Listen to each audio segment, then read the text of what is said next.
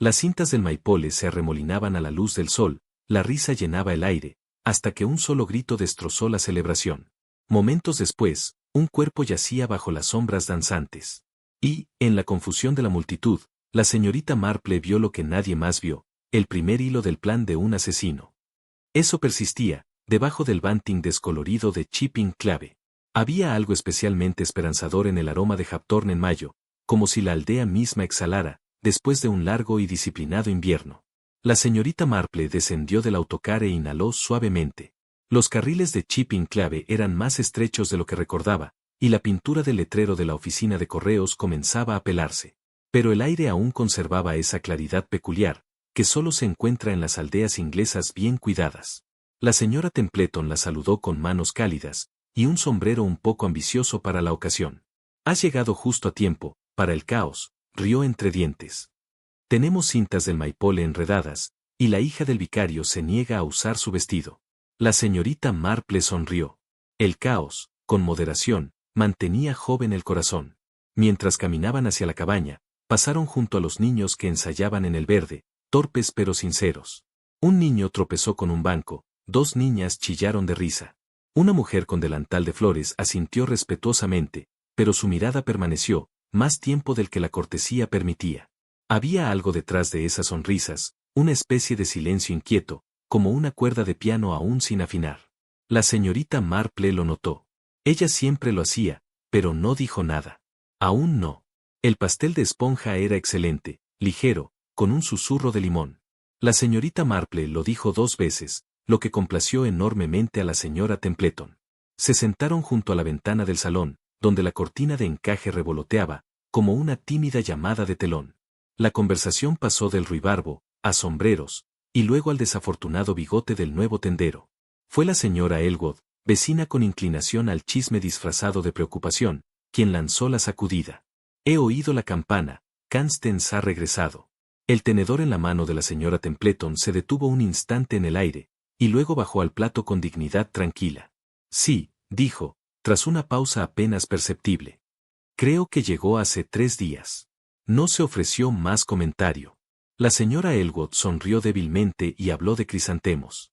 La señorita Marple agitó su té, y no mencionó el pulso que acababa de sentir, un temblor bajo la superficie tranquila del pueblo. No ruidoso, pero innegablemente real. A la mañana siguiente, la señorita Marple caminó hasta la panadería, más por curiosidad que por antojo. La campana sobre la puerta dio su habitual tintineo de disculpa, y el aroma del pan tibio ofreció una bienvenida, que hablaba de comodidad y orden. La señora Padet, esposa del panadero, estaba tras el mostrador, espolvoreada de harina y tan eficiente como siempre. «Preciosa mañana, ¿no?», dijo la señorita Marple, escogiendo un bollo con pasas. «Oh, sí», respondió la señora Padet. «Lo sería, si uno no recordara las cosas». La señorita Marple levantó la vista. «¿Recordar?». Pero la señora Padet solo sonrió vagamente. «Oh, nada en particular. Ya sabe cómo es en primavera, los viejos nombres surgen, como malas hierbas». Se inclinó hacia adelante, bajando la voz.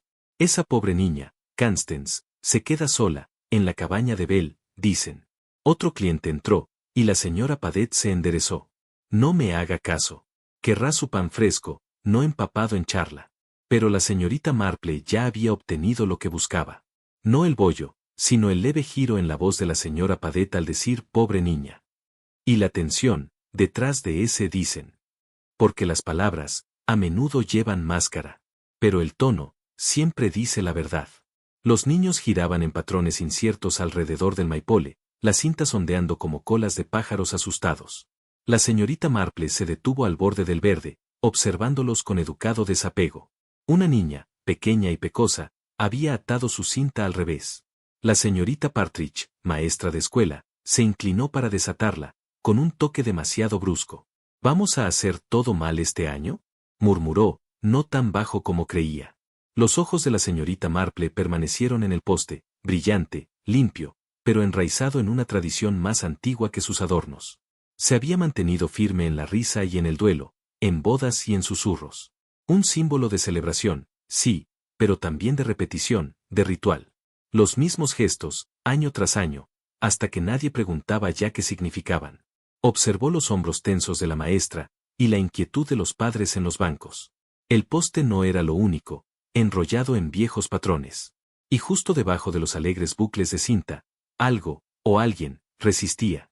Los dedos de la señora Templeton se movían hábiles entre rosas y lavanda, su conversación derivando como pétalos al viento.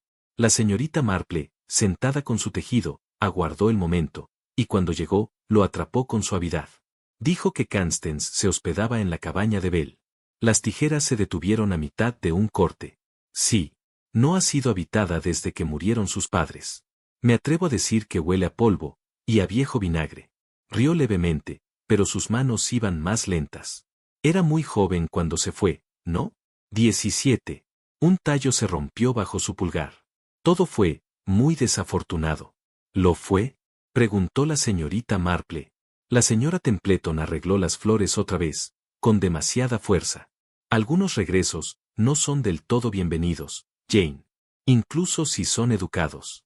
Algunas personas prefieren que el pasado permanezca enterrado, especialmente si nunca se lloró como es debido. Cepilló pétalos de su falda, pero el arreglo quedó inacabado, rígido. Una confesión, no en palabras, sino en lo que no se tocó otra vez esa noche. La señorita Marple se sentó junto a la pequeña ventana del piso superior. La luz de la lámpara proyectaba largas sombras sobre su maleta de viaje.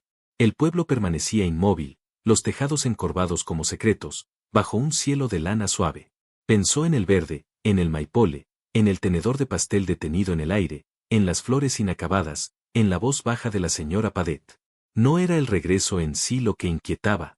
Después de todo, las aldeas daban la bienvenida a viudas, vagabundos e hijos pródigos. No, era lo que representaba el regreso de Constance. No un retorno, sino un ajuste de cuentas. La señorita Marple cerró suavemente las cortinas, dobló sus gafas, y permaneció mucho rato en silencio. Los pétalos del pasado comenzaban a agitarse, desalojados por un nombre, por un recuerdo. A la mañana siguiente, comenzaría a hacer preguntas. Pero esa noche, solo escuchó el silencio, el viento, y las cosas que duermen justo debajo, de un césped bien cuidado. A la mañana siguiente, amaneció suave y gris. El tipo de neblina de primavera que hace que todo parezca un poco desvanecido en los bordes, como si el mundo mismo recordara, en lugar de vivir. Durante el desayuno, la señorita Marple regresó, con una suave persistencia, al tema que había deshilachado el borde de la calma de la señora Templeton el día anterior. Ella debe haber sido muy hermosa, ofreció en voz baja. Constance Bell, quiero decir. Reina de mayo de 1923, ¿no? La señora Templeton dio un leve asentimiento. Sus dedos se cerraron demasiado firmemente alrededor del mango de las pinzas de azúcar. Hermosa, sí, dijo con un suspiro. De esa manera soñadora que algunas chicas tienen. El tipo de belleza que hace que la gente espere cosas de ti, incluso cuando no se las has prometido. La señorita Marple agitó su té, y ella desapareció. La pausa fue casi imperceptible. Poco después del baile, se fue una mañana cualquiera. Sin despedidas, sin equipaje recogido, simplemente desapareció.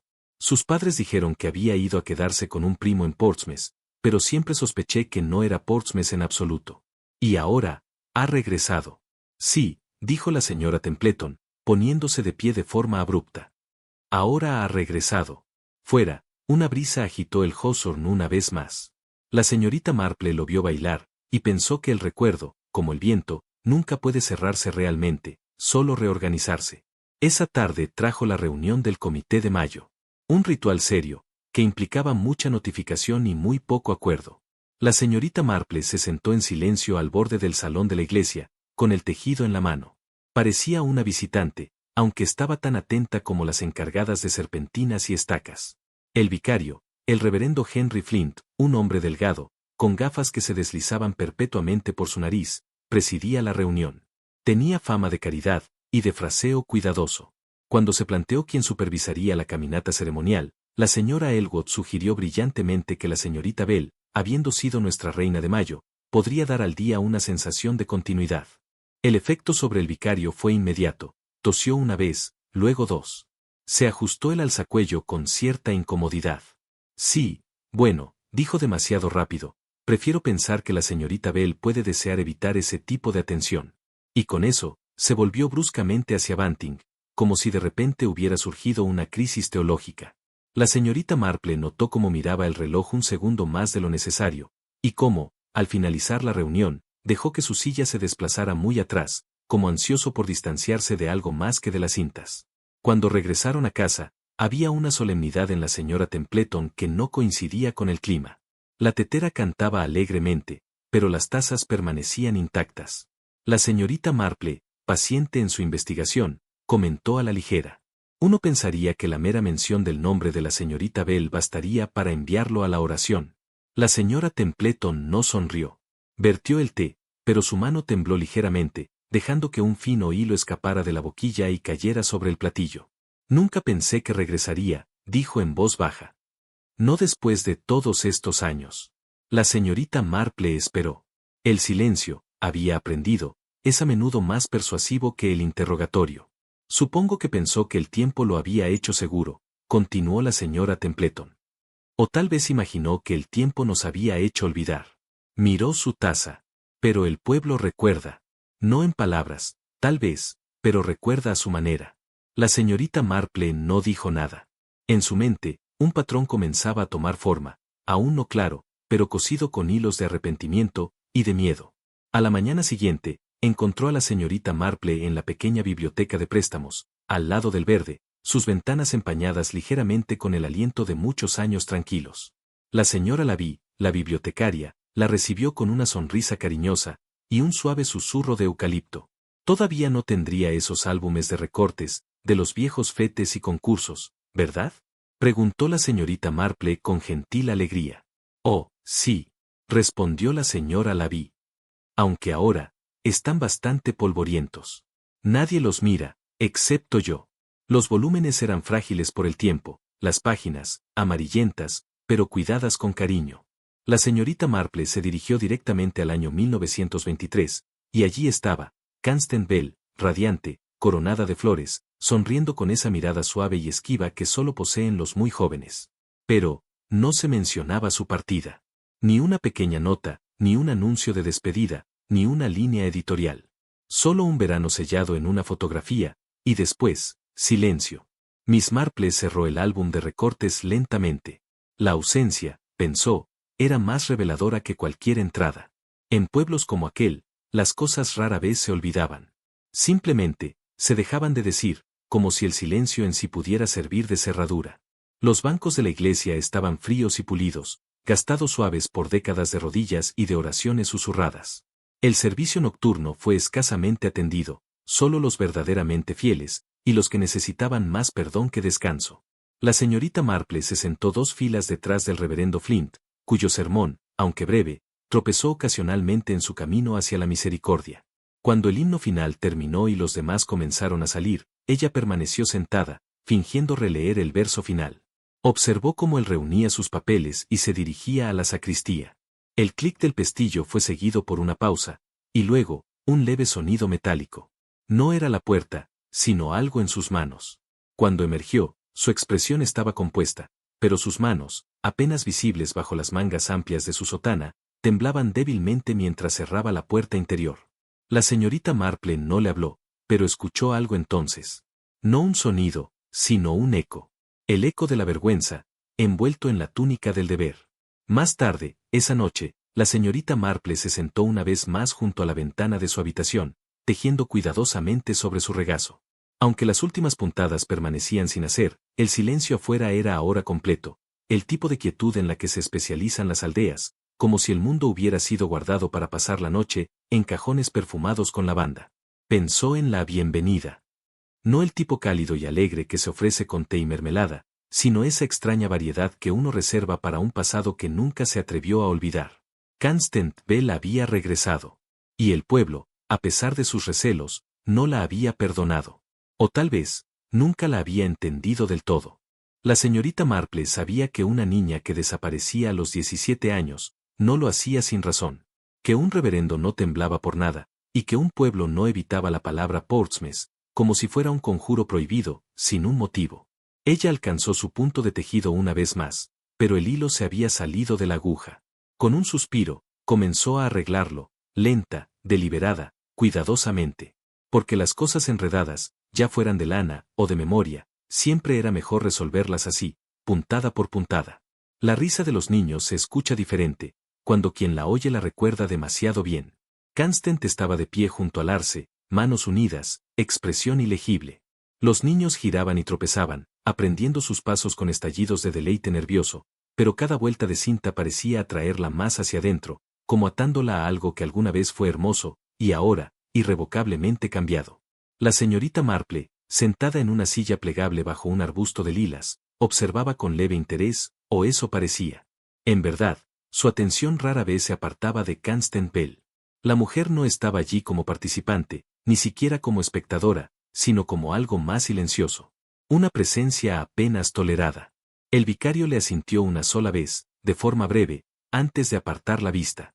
Dos madres susurraron detrás de sus manos. Y una niña, que no conocía aún los límites sociales, le saludó con alegría, solo para ser retirada por su madre, con un susurro demasiado suave para escuchar, pero no para entender. Había algo en la forma en que Constance inclinó la cabeza ante la risa, como si fuera un sonido de hace mucho tiempo, haciéndose eco en la clave equivocada. No exactamente triste, no del todo, pero si fuera de lugar. Y la señorita Marple, que entendía muy bien ese tipo de maletas emocionales, comenzó a enhebrarlas mentalmente. Fue la señorita Partridge quien dio la siguiente pista, aunque no en palabras. Una mujer de 35 años, con la expresión de alguien envejecida por la responsabilidad, se movía con eficacia, una guardiana de gramática y geografía, y también de esos límites menos claramente marcados. Cuando Constance se acercó al Maypole, quizá para ofrecer aliento, la postura de la señorita Partridge cambió. Su columna vertebral se enderezó, como si corrigiera una curvatura que nunca fue física. Encantada de tenerla de vuelta, señorita Bell, dijo con cortesía. Pero su boca no sonrió, y sus ojos nunca se encontraron con los de la mujer. Gracias, señorita Partridge. Ha mantenido la tradición maravillosamente. Las tradiciones nos conservan, ¿ve? Respondió la maestra de escuela, con una compostura perfeccionada a lo largo de muchas temporadas de desviar verdades incómodas. La señorita Marple lo captó todo, las frases recortadas, el paso atrás casi imperceptible, y el momento en que la mano de la señorita Partridge rozó su falda, como si algo la hubiera ensuciado. En la vida de un pueblo, la historia no se guarda en repisas ni en lápidas, vive en los gestos, en los espacios entre las oraciones. Y la señorita Marple vio como los ojos de la maestra seguían a los niños, y como, una sola vez, se posaban en la espalda de Constance mientras se alejaba. No era miedo. No era culpa.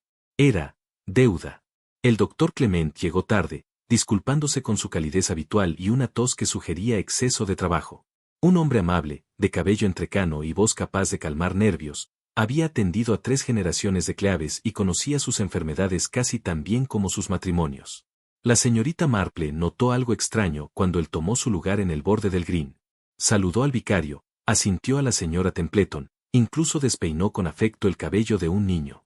Pero cuando Constance se acercó, se volvió ligeramente. No de forma grosera, no de manera evidente, pero lo suficiente. Se arrodilló para examinar el césped cerca de la plataforma, murmurando sobre el drenaje, y giró los tobillos. Durante los siguientes 20 minutos, su atención permaneció fija en la hierba. Uno no observa el suelo, a menos que esté evitando mirar al cielo. La señorita Marple advirtió que, al evitar los ojos de Constance, también estaba evitando verse a sí mismo. Los niños bailaron, los adultos aplaudieron, y el doctor Clement, tan a menudo el ancla de calma del pueblo, no la miró ni una sola vez. Algo en él había cambiado en silencio, como un cajón cerrado demasiado suavemente. El sol ya se había escondido cuando tomaron el té en el jardín de la señora Templeton. Las hortensias estaban en flor, aunque algunos pétalos ya se doraban en los bordes, un recordatorio de que incluso la primavera lleva la descomposición en sus márgenes. La señora Templeton vertía el té con la gracia del hábito prolongado, aunque sus manos se demoraban en la tetera entre tazas. Constance, sentada frente a ella, llevaba un chal suave y una expresión que sugería desapego más que comodidad. La señorita Marple, revolviendo el azúcar en su taza, observó el ritmo de los silencios, como la señora Templeton evitaba mirar directamente a su invitada, y como Constance parecía estar esperando. Hablaron del clima, del problema con los conejos en el jardín del vicario, de la amenaza de lluvia para el domingo. Fue cuando el tema del arce surgió, casualmente, que Constance dejó su taza sobre el platillo. Supongo, dijo suavemente, que he vuelto para reparar lo que estaba roto. La taza de la señora Templeton tintineó con fuerza contra el platillo. Un pájaro se sorprendió en el seto. Nadie habló por un momento. La señorita Marple, siempre aficionada a las metáforas, pensó en coser, como hay que encontrar el borde desgarrado antes de repararlo, y como rara vez la gente da la bienvenida a la aguja. La noche se dobló suavemente alrededor del pueblo, amortiguando la risa y dibujando cortinas, como secretos que se guardan con cuidado. El arce permaneció en silencio sobre el verde. Sus cintas colgaban como brazos dormidos, sus colores opacados por la ausencia de la luz del sol. Nadie vio el acercamiento de la figura. Ni siquiera el viejo perro en la puerta se agitó. Los pasos, acolchados, rítmicos, resonaban sobre la hierba aún húmeda de la tarde. La figura se movía con la certeza de alguien familiarizado con estos caminos, pero reacia a ser reconocida por ellos. Se tomó una cinta, no desgarrada, no cortada, sino cuidadosamente desabrochada. Amarillo, desvaído, pero alguna vez brillante. El arce no protestó. Nunca lo hacía. Pero algo en el aire cambió, un cambio tan leve que no despertó al pueblo, aunque haría eco en él, débilmente. En su habitación, la señorita Marple dormía, ligeramente, como solo lo hacen quienes han pasado toda una vida aprendiendo que nada es tan tranquilo como parece. Y el viento, ese viejo conspirador, llevaba el aroma de la hierba húmeda y algo más, no la descomposición, aún no, sino la perturbación. Hay tipos de luz solar tan cálida, y tipos que exponen. La mañana de mayo en Chipping Clave fue del último tipo, afilada y reveladora, sin piedad para el lino arrugado o las expresiones nubladas. El verde del pueblo cobraba vida con la alegría vistosa de la festividad. Niños con fajas blancas ensayaban sus líneas por última vez, y las hebillas de latón atrapaban la luz con precisión casi militar. La señorita Marple, bajo la sombra de un espino blanco, lo observaba todo con el suave desapego de quien ha aprendido que la alegría no siempre es lo opuesto al temor. El aroma de las flores de mayo era espeso en el aire, pero también lo era el almidón, y algo más, un leve nerviosismo disfrazado de bullicio. Las caras sonreían, sí, pero las sonrisas duraban un segundo demasiado, o no lo suficiente. La señora Templeton se dio unas palmaditas en la falda, como si hubiera atrapado un pensamiento que preferiría no desarrollar. El reverendo Flint ajustó su estola, como si fuera una carga, no una prenda sagrada. Incluso la maestra de la escuela, siempre eficiente e impecable, tenía los labios más apretados de lo habitual. La señorita Marple entrelazó las manos y observó. El sol era excelente para revelar lo que la gente quería mantener escondido, y hoy, temía, podría revelar demasiado. Fue la señora del Wood, por supuesto, quien lo propuso con esa mezcla tan suya de inocencia y cálculo, tan peculiar de las mujeres que nunca olvidan nada. ¿Por qué? Constance debería liderar la caminata ceremonial, dijo brillantemente. Es tradición, después de todo. Una vez reina de mayo, siempre reina de mayo. Hubo una duda breve, un susurro de faldas, el tintineo amortiguado de un termo de té. Pero Constance solo sonrió, esa sonrisa tranquila e ilegible, y dio el más pequeño asentimiento. Si la aldea lo agradeciera, dijo suavemente, me honraría. Impulsada por un vago aliento de aprobación y dos manos firmes, ascendió a la plataforma baja, donde el entarimado estaba cubierto de verde y amarillo. La señorita Marple notó cómo pisaba cuidadosamente, su paso ligero, deliberado, como si cada huella marcara un recuerdo. Se quedó quieta en la cima, su vestido ondulando levemente en la brisa. No había triunfo en su postura, ni aprensión, solo un tipo extraño de quietud. No era resignación exactamente, sino algo cercano. Como si hubiera completado un círculo, y hubiese llegado, no donde esperaba, sino donde debía. Y por un momento fugaz, la señorita Marple pensó que no parecía una reina de mayo, sino una figura de leyenda, destinada a desaparecer antes del verso final. La banda comenzó. Una pequeña melodía jovial, con más ritmo que melodía, y los niños empezaron a tejer con un encanto incierto. Cintas de colores giraban en espiral, enredos y desenredos, con toda la solemnidad de la risa. Y, sin embargo, algo cambió. La señorita Marple lo notó primero en la postura del reverendo Flint. Sus manos, apretadas fuertemente en su cintura, comenzaban a blanquear los nudillos. Se mantenía erguido como quien vela una tumba, al exterior. Pero dentro, luchaba contra algo que rechazaba la quietud. Cercano, el doctor Clement ajustaba su postura una y otra vez, como si sus zapatos se hubieran vuelto desconocidos. Su mirada barrió a la multitud, pero nunca se detuvo. Y cuando Constance lo miró directamente, apartó la vista por completo, fijando los ojos en un simple parche de hierba, como si aquel tuviera un gran significado médico. El aire, aunque brillante, se sentía pesado. Fue en ese instante que la señorita Marple lo reconoció, la calma, justo antes de algo inevitable. Ese momento en que el futuro se inclina muy, muy ligeramente, esperando que desaparezca el último aliento de equilibrio. Y en ese silencio, justo antes de que cambiara el viento, ella supo que la celebración se había convertido en algo más. Hay ciertos sonidos que pertenecen a la alegría. El repique de las campanas. La risa despreocupada. Incluso el chillido infantil de una cinta que cae. No era ese tipo de sonido. Fue un grito corto y agudo, una nota de incredulidad, más que de dolor, seguido del tipo de silencio que absorbe el shock antes que la respiración. Los jadeos llegaron después. Unos pasos dispersos. Uno de los niños gritó, pero no por comprensión. Constance yacía arrugada al pie de la plataforma. Su cuerpo, entre pétalos rotos y cintas caídas. La cabeza girada en un ángulo antinatural, los brazos medio extendidos, como si hubiera intentado sostener algo que nunca llegó. Por un largo momento, nadie se movió. La señorita Marple permaneció donde estaba, sus ojos no en la figura caída, sino en las expresiones que la rodeaban. El reverendo Flint había levantado una mano a su pecho, parpadeando rápidamente, como si sus gafas lo hubieran traicionado. El doctor Clement corrió hacia adelante, con el rostro contraído, de una forma no del todo profesional. La multitud primero quedó en shock, y luego, comenzó el lento burbujeo de explicaciones. Se desmayó. El borde cedió. Me miró antes de caer. Pero la señorita Marple no se movió. Porque ese sonido, ese único grito, no pertenecía a alguien que pierde el equilibrio. Pertenecía a alguien que fue dejado ir. El agente Renard llegó a su debido tiempo, uniforme nítido, bigote apropiadamente solemne. Era un hombre inclinado hacia la eficiencia y a las suposiciones de mejoras, ambas cualidades que la señorita Marple había considerado, durante mucho tiempo, con cierta sospecha. Bueno, dijo, después de una inspección superficial de la plataforma y una breve consulta con el doctor Clement. Parece un trágico paso en falso. Estas viejas tablas, ya sabes, un toque de podredumbre seca, tal vez. O un hechizo mareado, no es raro. Los aldeanos, anhelando una versión de los hechos con la que pudieran vivir, se aferraron a la explicación como la hiedra a la piedra. Las cabezas asintieron, los murmullos tristes se hicieron eco de sentimientos de fragilidad y de mala suerte. Solo la señorita Marple parecía intacta ante la brisa de alivio. Notó que el reverendo Flint se aferraba a su frente con un pañuelo, que temblaba más de lo que la brisa justificaba. Su mirada estaba fija en el suelo donde Constance había caído. No miraba, estaba fascinada. Era el tipo de mirada que no se atreve a apartarse, para no revelar algo. El doctor Clement también se había vuelto más silencioso.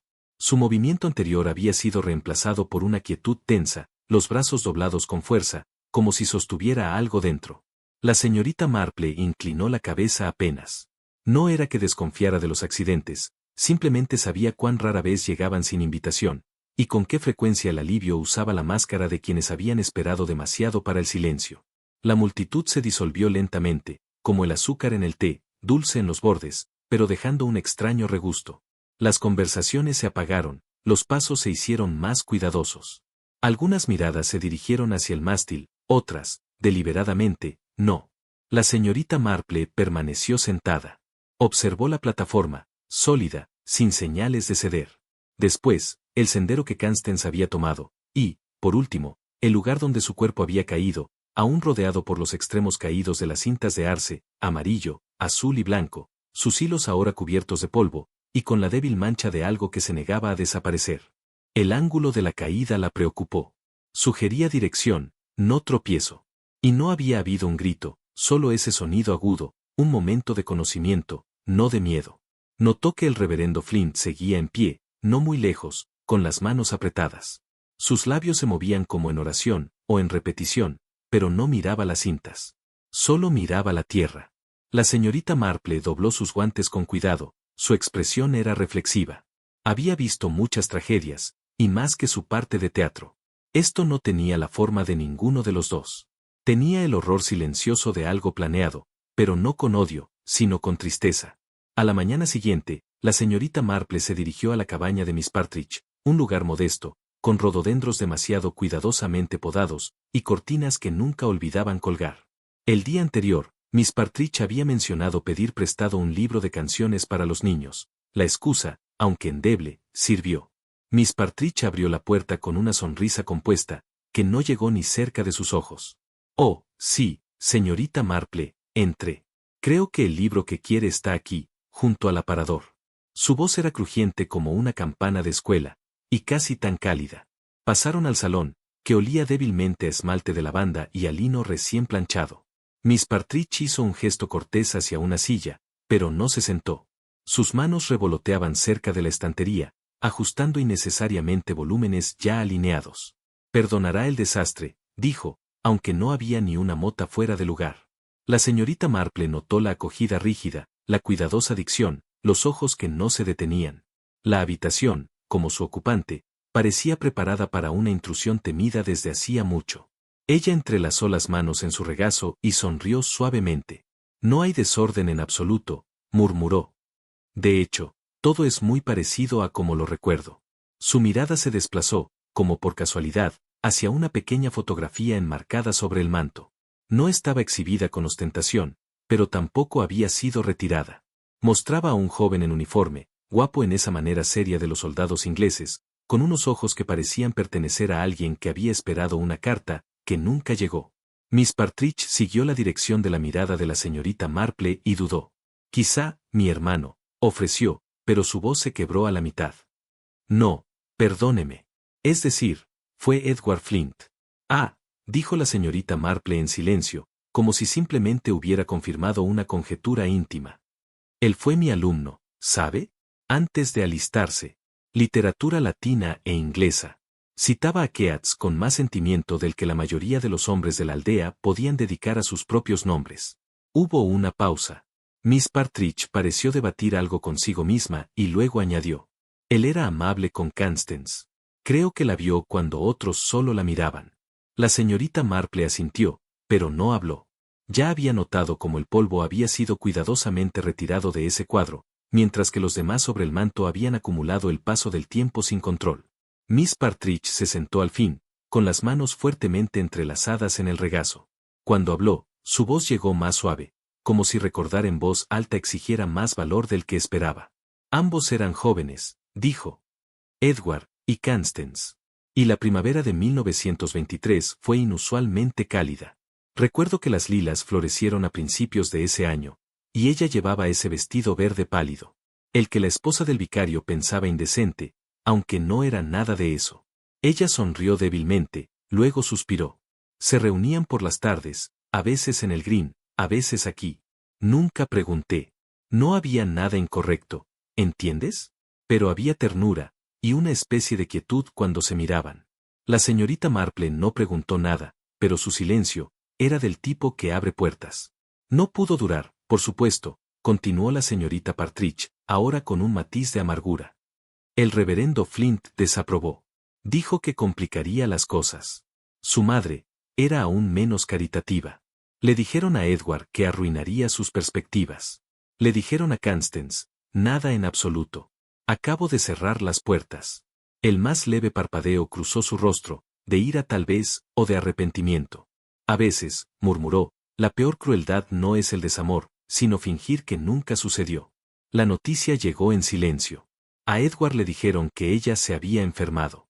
A Constance, que había ido a sus tías en Portsmouth por un tiempo. Algunos dijeron que debía entrenar como enfermera, otros, que había ido al extranjero. Su tono cambió, más plano ahora, la voz de alguien obligada a llevar la carga de otra persona durante demasiado tiempo. Había susurros, continuó, que estaba en problemas, que había sido descuidada. Pero, por supuesto, nadie lo dijo directamente. Ellos nunca lo hacen. Solo lo dejan reposar en el aire, como humedad en las paredes. La señorita Marple asintió, con un gesto tranquilo. El reverendo Flint, prosiguió Miss Partridge, mirando hacia otro lado, dijo oraciones por su salud, y luego por su alma. Hubo un silencio entonces. No el que proviene de quedarse sin palabras, sino el que nace de haberlas guardado demasiado tiempo. Ella nunca regresó, su voz se quebró levemente. No envió una postal, ni hizo una llamada. Y Edward, vaciló, se alistó. No mucho después. Como si tuviera que estar lejos, de aquí, de todos nosotros. La señorita Marple dobló las manos suavemente. Algunas ausencias, dijo, hablan más fuerte que cualquier sermón. Se quedaron sentadas un momento, en el silencio que sigue a la confesión.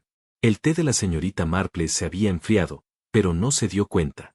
Observó a Miss Partridge, no con escrutinio, sino con la reverencia tranquila que uno da a las cosas enterradas, y ahora desenterradas. ¿Nunca le dijiste a Edward?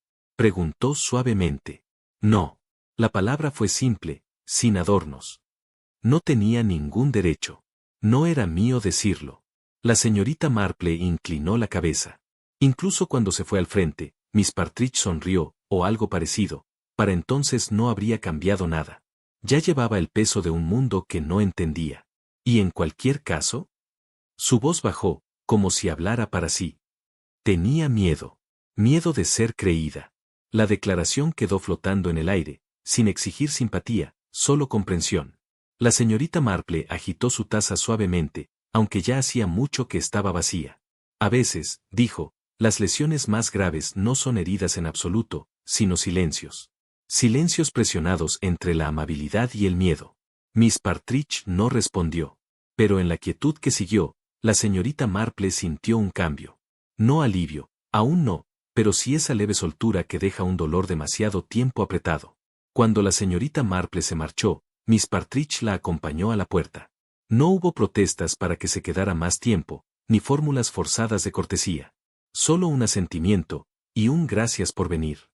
Afuera, el viento había aumentado. Se enredaba en los setos, y atrapaba la bufanda de la señorita Marple. Ella se volvió una vez, instintivamente, y miró hacia atrás. Miss Partridge estaba en la ventana, sin mirar con curiosidad ni vigilancia, sino en quietud, como si ella misma se hubiera convertido en parte de la casa, o la casa en parte de ella. La señorita Marple la observó con una ternura que rara vez mostraba. Una mujer que había cargado con los pecados de otros hasta ser los propios, que no había dicho nada, no por cobardía, sino por una lealtad que tal vez nadie había merecido.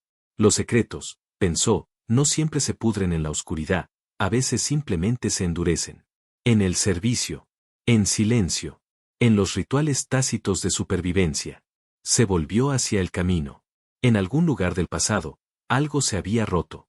Pero lo que había quedado atrás no eran los fragmentos, sino aquellos que los barrieron en silencio bajo la alfombra. Y la señorita Marple siempre había sabido dónde las alfombras tienden a abultarse. A la mañana siguiente, regresó sola al Green, temprano, antes de que el pueblo retomara su rutina diaria de ocupación y negación. El arce seguía erguido, brillante, sus cintas ondeando suavemente en la brisa. La plataforma permanecía también, ahora custodiada por 2 sillas de madera y una guirnalda de banderines, como si la ceremonia pudiera, por sí sola, defenderse de las consecuencias.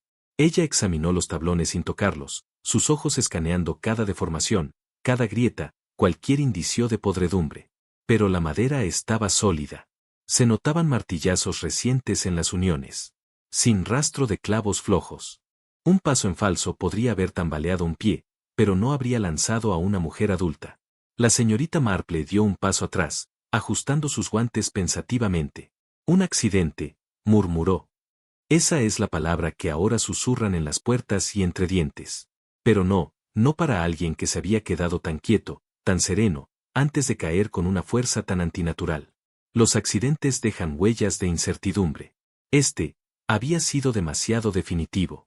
Y la estructura, limpia, estable, recién revisada, no la había traicionado. Lo que significaba que alguien más lo había hecho. Y la señorita Marple, que había visto muchas clases de traición en su larga vida, sintió en sus huesos que ésta había sido gentil y deliberada. Casi había pasado el árbol florido cuando lo escuchó. Una pequeña voz que cantaba para sí misma, ordenando pétalos caídos en espirales en el suelo. Elsie Grant, hija de la dueña de la oficina de correos, 7 años. Conocida por sus solemnes silencios, y su sorprendente claridad. Bastante como la señorita Bell, murmuró la niña, colocando una margarita en el centro de un círculo. La señorita Marple se inclinó ligeramente. ¿Estabas viendo el baile? No, Elsie. La niña asintió. Me gusta más la cinta amarilla. ¿Y viste a la señorita Bell antes de que cayera? Otro asentimiento. Luego, sin invitación ni dramatismo, Elsie añadió. Había un hombre a su lado, tenía el pelo gris y guantes. Le tocó el brazo. Entonces, Ella cayó. La señorita Marple hizo una pausa. ¿Estás segura de que era un hombre? Sí. Estaba cerca del borde. Vi sus guantes. Me gustan los guantes. El comentario llegó con la certeza plana de los niños, cuando aún no han aprendido el valor de la discreción. La señorita Marple le dio una suave palmada en el hombro. Tienes muy buenos ojos, Elsie. Y mientras se alejaba, sintió un escalofrío. No de miedo, sino de claridad. Un hombre de cabello gris, con guantes. Solo había uno. La memoria, cuando se convoca con cuidado, no regresa en grandes imágenes, sino en fragmentos, colores, gestos, ausencias. Y la señorita Marple, más tarde esa tarde, sentada en el salón de la señora Templeton, cerró los ojos un instante, evocando la ceremonia. Recordó la llegada tardía del doctor Clement, con su disculpa rápida, y como su abrigo rozó la mesa de limonada. Lo recordó cerca del borde del green, pero no en la plataforma. Oh, tal vez nadie había mirado con atención. Y entonces, sí, un destello de cuero gris, doblándose suavemente hacia su bolsillo justo después de la caída. La forma lenta, calculada, en que se quitó los guantes mientras se arrodillaba junto a Constance. No antes, después. Pero, ¿por qué usar guantes en un día tan cálido? Abrió los ojos. Sus manos, intactas, tejían en el regazo. No era una revelación, aún no. Pero era un hilo. Ligero, casi invisible, a menos que supieras cómo tirar de él. Y la doctora Clement, amada por su humor tranquilo y su calma inquebrantable, siempre le había parecido demasiado pulida, demasiado serena, como alguien que había aprendido, hace mucho tiempo, a estar quieta por la pérdida y a ocultar sus manos. La contradicción la perturbó, no porque desconfiara de la doctora Clement. De hecho, la había admirado durante mucho tiempo, su constante amabilidad, su forma de escuchar, con la cabeza inclinada apenas, como si realmente atendiera. Había acompañado a los aldeanos en fiebres y funerales, había recibido a niños recién nacidos, había atendido a madres y se había sentado en silencio junto a la muerte. Pero la amabilidad, la señorita Marple lo sabía bien, no era siempre la ausencia de daño. A veces, era la razón de él. La imagen de Constance en lo alto de la plataforma regresó, la quietud en su postura, el silencio a su alrededor. Si alguien le hubiera hablado, si le hubiera advertido, suplicado que no prosiguiera, o si alguien cuyo afecto fuera tan profundo que se retorciera por dentro, hubiera decidido detenerla por completo. La descripción del niño sonó en sus oídos. Le golpeó el brazo. No empujó, no golpeó. Un bulto descuidado, gentil, casi accidental. Pero había sido suficiente. Un hombre como el doctor Clement nunca golpearía. Pero, podría tocar demasiado ligeramente, en el momento justo. Y si él amaba, no en el presente, sino en memoria, en devoción a lo que ella había sido, entonces su regreso, su necesidad de revelar, podría no haberle parecido un acto valiente, sino ruinoso. La señorita Marple dobló las manos lentamente y pensó, ¿qué es la gentileza, si no es, a veces, otra forma de control? Aquella noche, la señorita Marple se sentó junto a la lámpara, con su tejido intacto, las manos descansando sobre la lana, como si el calor pudiera convencer a sus pensamientos de tomar forma. No era la sospecha lo que la ocupaba, sino el motivo, ese murmullo suave y esquivo que se oculta detrás de toda acción. No había habido ira, ni escándalo, ni herencia. Esto no fue un asesinato como los que gustan a los periódicos, con letras carmesí sobre páginas grises. No, esta fue una muerte de aldea, tranquila, elegante, tácita. Pensó de nuevo en el doctor Clement, como había llorado en el funeral de la señora Lambert, aunque apenas habían hablado en años, como leía poesía en el salón de la iglesia, con una voz cargada de duelo. Un hombre capaz de tanta sensación, también era capaz, ella creía, de un dolor tan pesado que empujara hacia afuera. No con ira, sino con desesperación. Si Constance hubiera vuelto para decir la verdad, para romper lo que se había preservado tan cuidadosamente, ¿no podría parecerle, a alguien como él, un acto de crueldad? Quizá, la había empujado solo para retrasarla. Quizá, no había querido que cayera. Pero a veces, las manos más gentiles ofrecen las consecuencias más duras. Y la señorita Marple había aprendido, hace mucho tiempo, que el motivo rara vez grita. Más bien, murmura. Que fue una visita dictada, no por curiosidad, sino por cortesía, y eso lo hizo aún más difícil. La señorita Marple, llevando con ella una pequeña canasta de bollos sembrados, envueltos en lino, se acercó a la residencia de Pedernal como uno podría acercarse a una reliquia, algo pulido, polvoriento y doloroso al tacto. No había visto a la señora Flint en muchos años, pero la reputación de la mujer por su rigurosa hospitalidad no se había suavizado con la edad. El salón era, precisamente, como lo recordaba, papel tapiz pálido, una tapicería embrocado, el suave tic-tac de un reloj de carruaje, y, sobre la mesa entre ellas, un servicio de té tan impecable que parecía casi teatral. La tetera estaba llena, intacta, la leche, recién comenzaba a nublar la superficie. Miss Marple notó que las rodajas de limón se secaban en los bordes. Debo agradecerle por venir, dijo la señora Flint. No es cruel, pero con un escalofrío entre las palabras. Edward habría apreciado el sentimiento. La señorita Marple inclinó la cabeza. Fue muy amado, creo. La viuda no respondió. Solo ofreció una sonrisa fija, una de esas expresiones que existen más para impedir la emoción que para revelarla. Y la señorita Marple pensó, no por primera vez, que algunas penas se ensayan hasta convertirse en una actuación. La señora Flint habló de la muerte de Edward en Francia como se contaría un tren retrasado. Había habido dolor, sí, pero no sorpresa. Estaba en un estado de ánimo de escribir cartas, dijo con una delgada chispa de diversión. Le dijo al capellán algo sobre pensamientos inacabados. Siempre fue fantasioso. La señorita Marple permitió que el silencio reposara un momento. Recuerdo que le gustaba la poesía, dijo, ganándose una mirada. Sí, y el sentimiento. Demasiado. Hubo una pausa, y luego, suavemente. ¿Alguna vez habló de la señorita Bell? Ahí estaba. No un estremecimiento, sino un giro en el tono. La señora Flint entrelazó las manos con fuerza, como si sostuviera algo invisible. Constance Bell fue un error. Uno que intentamos corregir. ¿Quiere decir? Quiero decir, que ella no pertenecía aquí, su voz se agudizó como un alfiler. Edward estaba equivocado, pero llegó a comprender la propiedad.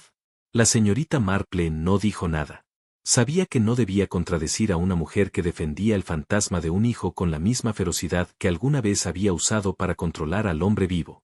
Y, en ese momento, la amargura se elevó inequívocamente, no fresca, sino envejecida, concentrada, como cáscaras de limón demasiado tiempo en agua hirviendo. Los encontré después de que llegó el telegrama, dijo la señora Flint, con los ojos desenfocados, como si hablara a través de un velo. Una pila de cartas atadas con cinta verde, el mismo color que el vestido que llevaba ese mayo. El tejido de la señorita Marple permaneció inactivo en su regazo. No interrumpió. Eran cartas tontas, continuó la viuda. Empalagosas, llenas de afecto, frases que nunca le escuché en toda su vida. Mi querida niña, mi única primavera, como si la guerra no hubiera tomado ya lo suficiente, sin desangrar también su dignidad. Y yo, las quemé. Las palabras no fueron una confesión, sino una declaración. Triunfante, casi. Estaban ocultas en un viejo estuche de escritura, al fondo del aparador.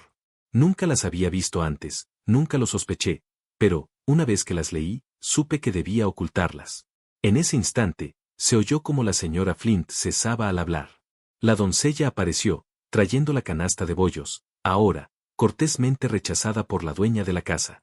Gracias, Mary, dijo suavemente Miss Marple. Debes de tener las manos llenas, hoy. La joven sonrió, un poco turbada. Oh, ha sido una mañana tranquila. La señora salió temprano, a caminar hasta la plaza y de regreso. Creí que se desmayaría cuando volvió, estaba tan pálida. Las manos de Miss Marple se detuvieron en el acto de tomar la canasta. ¿Fue a la plaza? Oh, sí, alrededor de las 9, dijo la joven, con naturalidad. La señorita Marple se preguntó cuántos secretos habitaban en casas con té frío y servilletas perfectamente dobladas. Silencio en la mesa del desayuno. La señora Templeton no dijo nada, pero su mano se extendió, momentáneamente, por encima del azucarero. Que los odios más feroces se visten de sacrificio, y que, cuando una persona decide que otra ha usurpado el nombre de la familia, sus acciones no siempre se rigen por el dolor, sino por la posesión. Eran decisiones que se erguían a sí mismas como destino, el tipo de momento que no surge del cálculo, sino de pequeños tirones de memoria. No se había abierto desde el verano que pasó, y, entonces, probablemente giró la llave que aún colgaba de su hilo de seda en el cajón de la cocina. Creo que guardaba aquí los libros de contabilidad, para cuestiones de herencias y demás. No imagino que haya nada de importancia, dijo, levantando un paquete de papeles amarillentos y sobres rígidos. Su tono era indiferente, pero sus manos permanecieron una fracción de segundo demasiado sobre el lomo de un diario de cuero delgado. La señorita Marple, sentada cerca de la ventana con su tejido, no comentó, pero sus ojos se habían afilado con un interés tranquilo. A menudo había descubierto que la vida de las mujeres, especialmente las más calladas y autónomas, estaba llena de pequeñas reliquias, confundidas con irrelevancia. Ah, dijo la señora Templeton, como si reconociera al excompañero en los márgenes del pasado.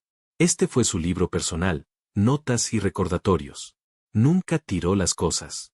Y la memoria, la señorita Marple reflexionó, rara vez lo hace. Simplemente las archiva, bajo polvo. No estaba en el libro mayor, ni claramente etiquetado, sino escondido deliberadamente entre las páginas forradas, un intercambio entre columnas financieras ordenadas. Una hoja de crema pálida, doblada una vez, quebradiza en los bordes. La señorita Marple la abrió lentamente, con cuidado de no arrugar las esquinas. La escritura era metódica, sin firmar, y carecía de la gracia vacilante de la correspondencia. Llevaba el aire inconfundible de taquigrafía legal, del tipo que encubre la crueldad en la cortesía. Una línea en particular se destacó, más por su implicación que por su desprecio. Arreglos hechos al 24 de julio. La suma acordada. Pagado en su totalidad para garantizar que el niño se coloque de manera segura en el extranjero. Una mayor investigación desanimada a la luz de la discreción. Sin nombres. Sin dirección. Pero tampoco lugar para la mala interpretación. La señora Templeton también lo había leído. No habló, pero sus labios se presionaron en una línea delgada y pálida. La niña, susurró, más para sí misma que para la señorita Marple. Entonces, era cierto. La señorita Marple dobló la página con el mayor cuidado. En todos sus largos años observando la conducta humana, detrás de setos de jardín y en salones perfumados con té, rara vez había encontrado un lenguaje tan, sin sangre, frente a una consecuencia tan grande. No fue el abandono lo que más había marcado las personas, sino el registro frío de que había ocurrido. Era de 1921. La señorita Marple lo pensó como una carta que no se escribe para persuadir, sino para sellar, con un pliegue tan preciso como el cierre final de la esperanza. No hubo gritos. No hubo súplicas. Solo un rechazo, grabado como un adiós definitivo en el papel. Para siempre. El silencio era de la memoria, aunque, más bien, la memoria se agitaba de manera desagradable en ambos rostros. Y allí, con el clic suave de las agujas de tejer, la señorita Marple se sentó en la soledad de su salón, permitiendo que los hilos se acercaran, no por nostalgia, sino por confrontación. Una confrontación que nunca había ocurrido, ya que la persona a quien habría enfrentado había muerto años antes, y aquellos que permanecían habían reemplazado su culpa con arreglos florales y sonrisas frágiles. Sus ojos se posaron en el fuego apagado, donde un delgado rastro de cenizas quedaba del hogar de la mañana. Se preguntó si Constance había descubierto toda la verdad antes del momento fatal, o si solo había empezado a comprender sus bordes. ¿Había planeado revelar lo que se había hecho? ¿O el simple acto de estar en su antiguo lugar habría sido, por sí solo, suficiente protesta? De cualquier manera, había requerido coraje, mucho más del que la aldea le había concedido. Y a veces, reflexionó la señorita Marple, el coraje se parece mucho a la resistencia tranquila, sin testigos. Tenía todas las características de la civilidad inofensiva, la bandeja pulida de galletas de limón, la porcelana floral apagada y el murmullo constante de conversaciones que navegaban con seguridad sobre los patrones del clima, el efecto del verano y la última desgracia del gato de los Grouse. La señorita Marple, sentada cerca de las puertas francesas del salón de dibujo de la vicaría, bebía su té y observaba la sala con su habitual atención delicada. Sin embargo, había algo que faltaba en el ritmo, una tensión que no nacía del conflicto, sino de una misión. El reverendo Flint, habitualmente generoso con sus genealogías, parecía hoy racionarlas con una precisión poco común. Sonrió cuando se esperaba, asintió obedientemente, pero su mirada nunca se encontró con la del doctor Clement, que se sentaba una silla más allá, con una taza sin tocar en el regazo.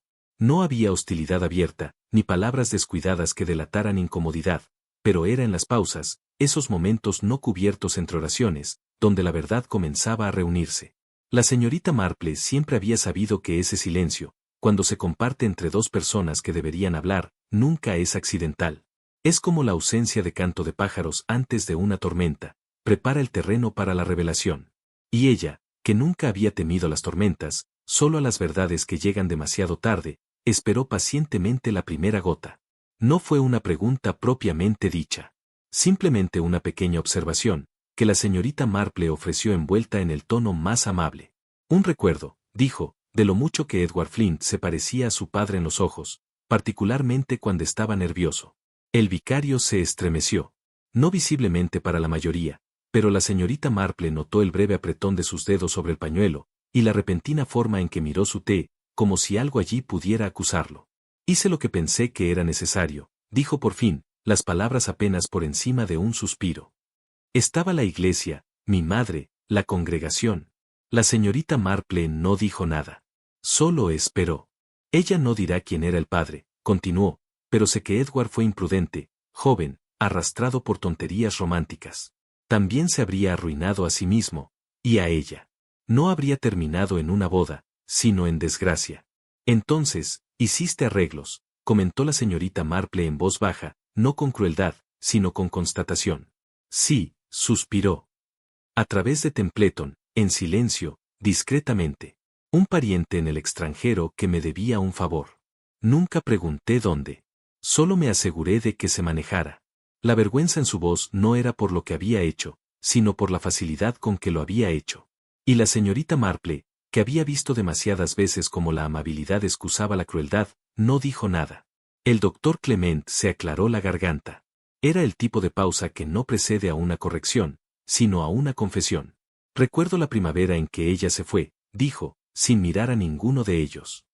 Yo aún estaba en prácticas, recién había vuelto al pueblo. Llevaba una cinta azul en la garganta y decía poco, pero había algo en su silencio que nunca me dejó. La mirada del reverendo Flint se fijó en el hogar, como si el fuego pudiera absolverlo. La amaba, aunque no creo que ella lo supiera, continuó el médico. Y me quedé callado. Me mantuve a salvo, como todos los demás. La señorita Marple inclinó la cabeza suavemente, alentadora, sin interrumpir. Cuando regresó, todos esos años después, no estaba amarga, ni vengativa, solo serena. Sentí que algo cambió. No era temor a ella, sino a lo que su presencia nos obligaría a todos a recordar, las cosas que empacamos bajo la cortesía, el niño, las cartas, las apariencias. Él dobló las manos. Y pensé, si ella se marchara, la gente podría tener paz. Una paz, que es solo ausencia. Y dije, solo un segundo más. Compuesta. En silencio, la arruga más leve cruzó su frente.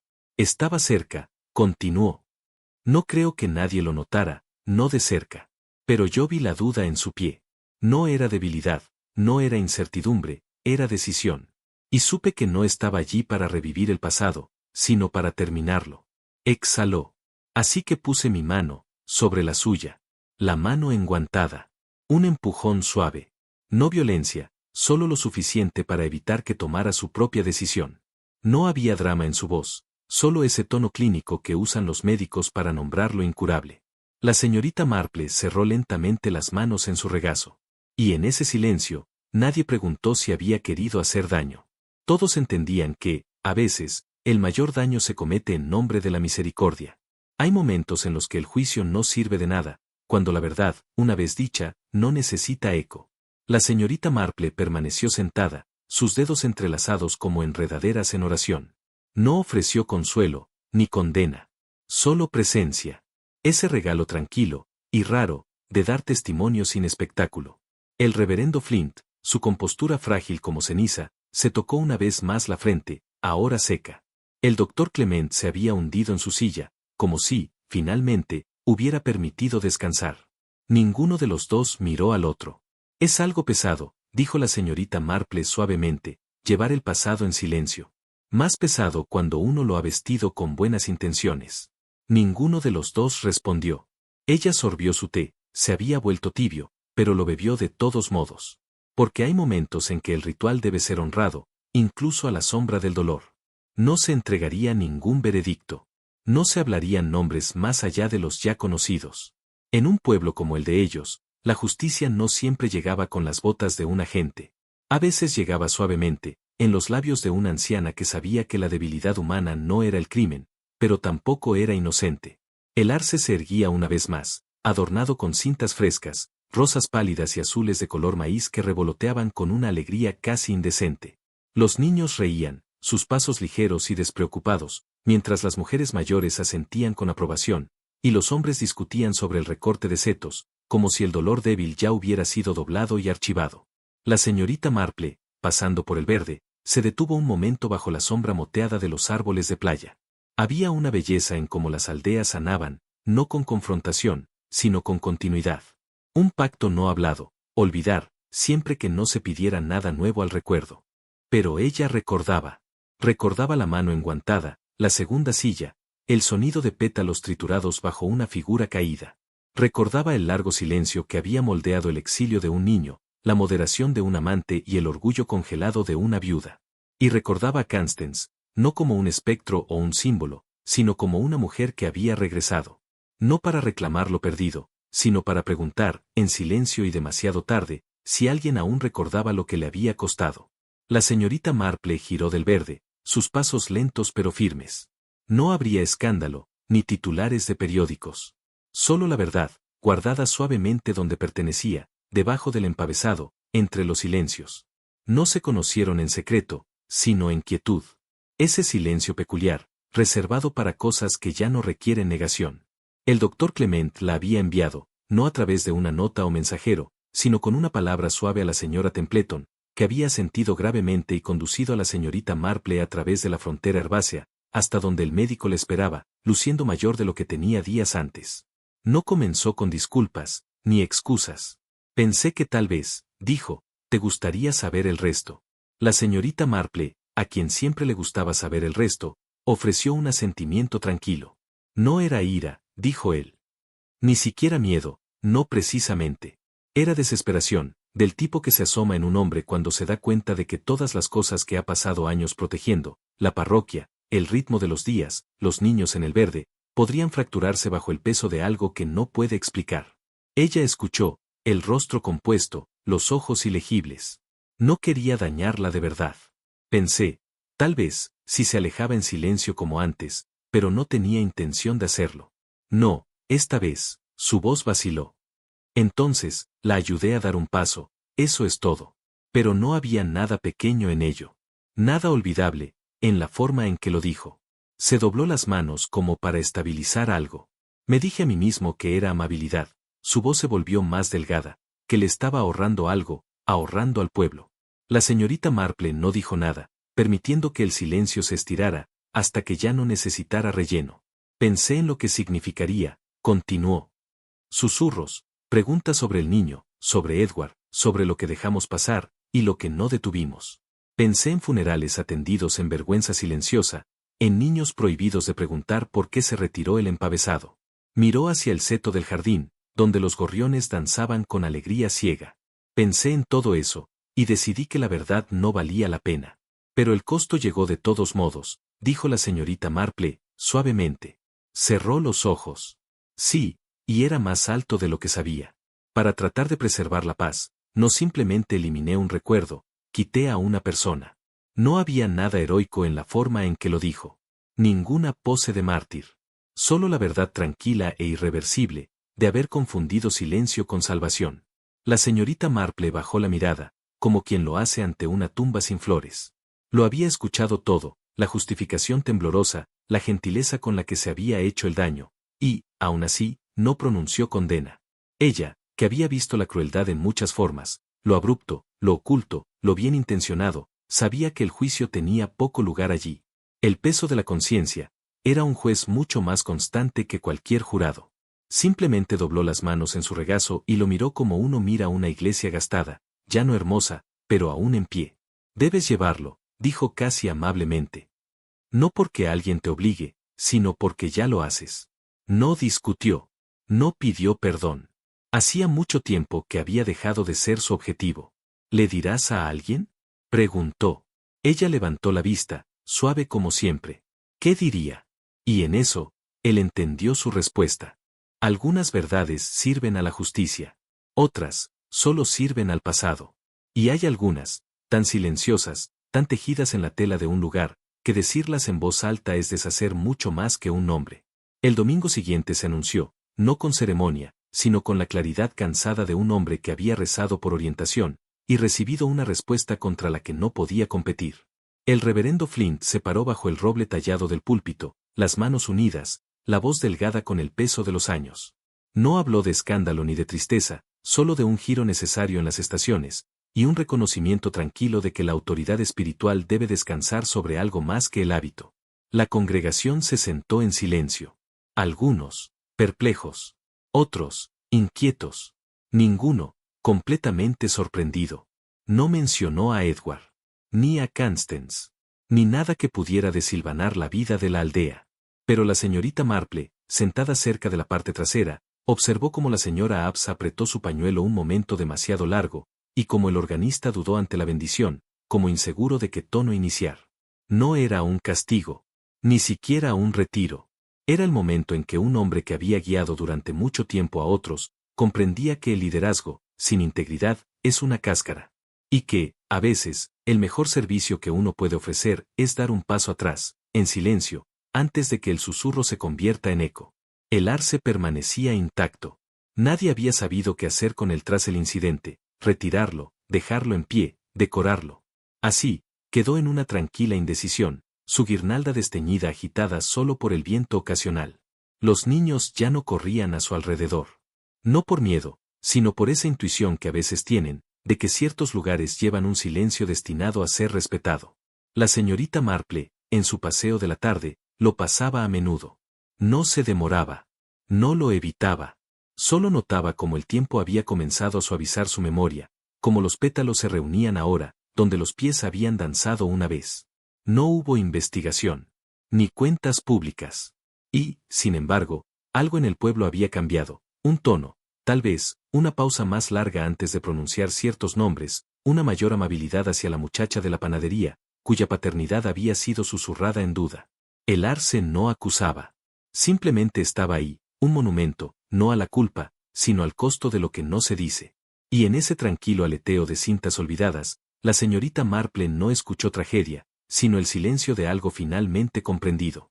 El aire se volvió frágil cuando la señorita Marple cerró el pestillo, en su pequeño estuche. El sol de la tarde, glaseando los tejados de Chipping Clave en un oro que se sintió menos celebrador y más furioso, bañaba el pueblo con una luz inquieta. Hay un silencio particular que sigue al desentrañamiento de la verdad, un silencio no diferente del duelo, y la señorita Marple lo llevó con ella, como quien lleva una carta doblada que nunca se envió. No había habido justicia, no en el sentido oficial. Sin arrestos. Sin acusaciones. Sin revelaciones gritadas desde el púlpito o desde la página de un periódico. Y, sin embargo, algo había cambiado. Una herida reconocida, si no curada. Un nombre susurrado, si no hablado en voz alta. Se detuvo junto a la puerta del jardín, sus ojos fijos en el mapole, donde las cintas colgaban con la gracia floja de una celebración gastada.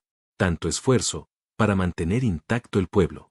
Y, sin embargo, no fueron los hechos los que hicieron el daño, fue el silencio entre ellos.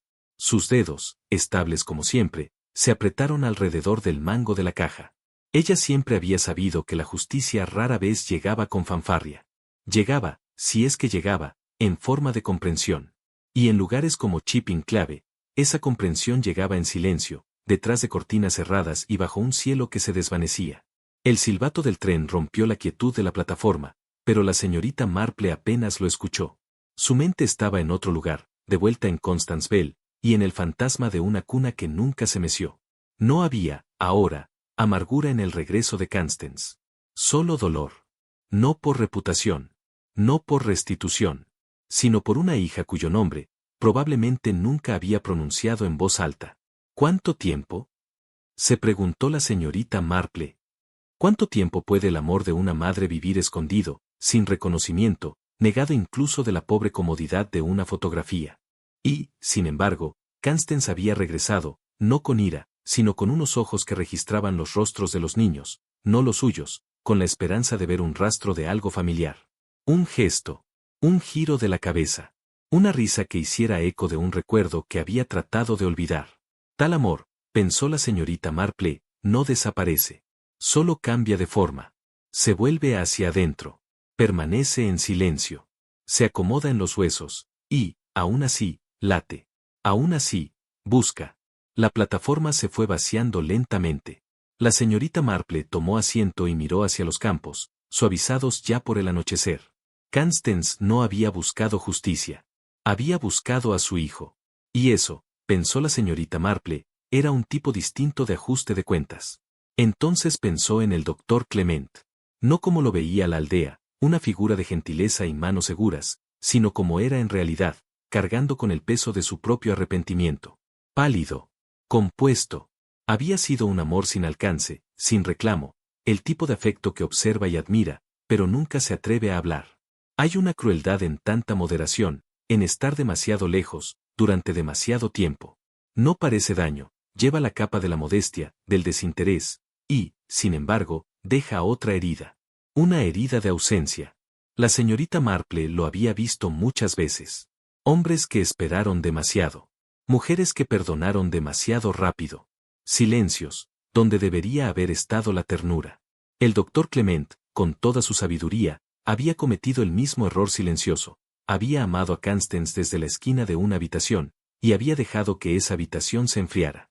Y así, cuando llegó el momento, no actuó por odio, sino por hábito. Por la misma distancia que siempre lo había definido. A veces, pensó la señorita Marple, la tragedia florece en el espacio donde el amor nunca se atrevió a quedarse. Una voz suave interrumpió su ensueño. ¿Preferiría el asiento junto a la ventana, señora?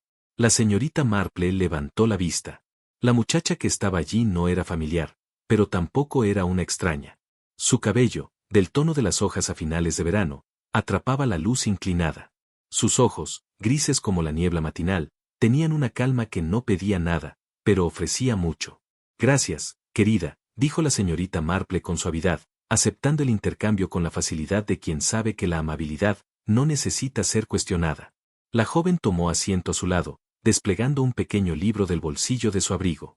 Leyó en silencio, mientras la señorita Marple la observaba de reojo, la curva de su mejilla, la caída de su cabello, la leve inclinación de la cabeza al leer.